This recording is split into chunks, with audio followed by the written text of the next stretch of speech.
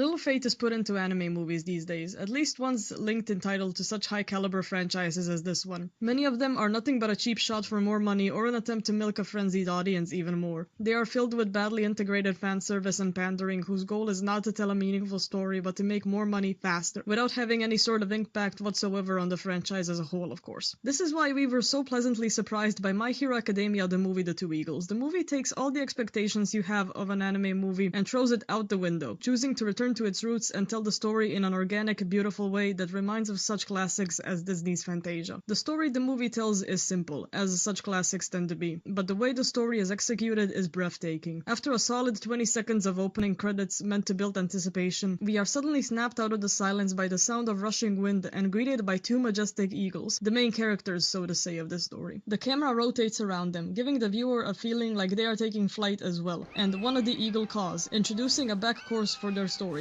a victorious, triumphant song that reigns over the sky that the eagles rule and the desolate land far away from their blessings. The other eagle responds in a caw of its own, beautifully flowing on screen, showing off the absolutely breathtaking animation that really allows the story to, so to speak, take flight. It's important to note that aside from the music and the majestic caws of the eagles, there are no sounds, no words. In an era overflowing with empty dialogue and loud explosions, the producers of this simple short film had the strength to fight against the current and trust their movie's beautiful animation and visual storytelling to convey the message better than any unnecessary noise, and they have succeeded in this endeavor. As we can see, The Two Eagles rightfully won its award as the best animated movie of 2018, hopefully marking an era in which more movies dare to take risks this way, bringing us a lot more new and creative content. The eagles circle around the town, high and above, granting us only glimpses of the mortal world that they are leaving behind. Briefly, our view of them is overtaken by a giant gold statue, symbolizing the way man's greed will interfere in his ascent to higher levels. The way a man, just like the eagles, may be stopped in his quest by a tempting call of gold. Fortunately, like all great heroes, the eagles fight and resist this temptation, leaving the call of greed behind and soaring even higher, until they disappear into a sun's flare. After this, the movie cuts to an hour-and-a-half long commercial break. Now, some may say that this is a tad excessive, that a good movie should have a 1-hour commercial break at most, or risk alienating or, God forbid, boring its audience. But we stand by the fact that while the commercial break may in fact be too long and mostly uneventful and boring, it is a necessary evil to really be able to digest all the messages and symbolism inlaid in the first few minutes of the movie. After the commercial break, we cut to the closing act of the movie, and it finds our eagles in a very different environment from its start, soaring over the wide, endless expanse of the ocean, a universal metaphor for earned freedom. As the lyrics of the final song blare overhead, drowning their majestic cries as once again they ascend into the sun. It is obvious that this short movie is absolutely filled with metaphors and hidden meanings, an absolute treasure chest for rewatching. And after a laborious rewatch of 5 times, it finally became clear. The secret message of this movie, that gives the eagle's flight its meaning and us, perhaps, a mournful warning. As you might have noticed if you watched this movie as many times as we have, the movie is split into 2 parts separated by a commercial break. In part 1, we see our main characters flying over what else but America, fitting as the bald eagle is the symbol of the country. But what at first may seem like a simple nod to its country of origin reveals itself to be more complex on further inspection. Even though we see the eagles flying above an American city, at the very end of part 1, they turn and fly higher towards the sky, away from the city. Nobody likes having pointless stereotypes placed upon them, and that's what this film is truly about. The eagles aren't trying to represent America, they're trying to escape it. And after a not-so-quick commercial break, it looks as though they did just that, as we see them flying over a vast ocean, seemingly symbolizing the freedom they've finally achieved. But as we look closer, we begin to notice that the only real difference between the 2 parts is the location and the sound, meaning that the eagles' movements themselves are the exact same as from part 1 of the movie. They match up exactly. Even if our heroes have physically escaped from their cage, they're still the same. They haven't changed. They were unable to escape the societal norms that they've been born into. The last nail in the coffin is the only other key difference between the 2 parts, the sound. In part 1, we hear the eagles crying out for their goal, the freedom that they oh so desire. But in the second part, in place where their cries otherwise would have been, we instead hear a funky pop song. It is in this way that the eagles have been silenced, and the movie is almost making fun of them for even trying to escape the inescapable. In truth, the happy-go-lucky music is covering the eagles' last cries of anguish,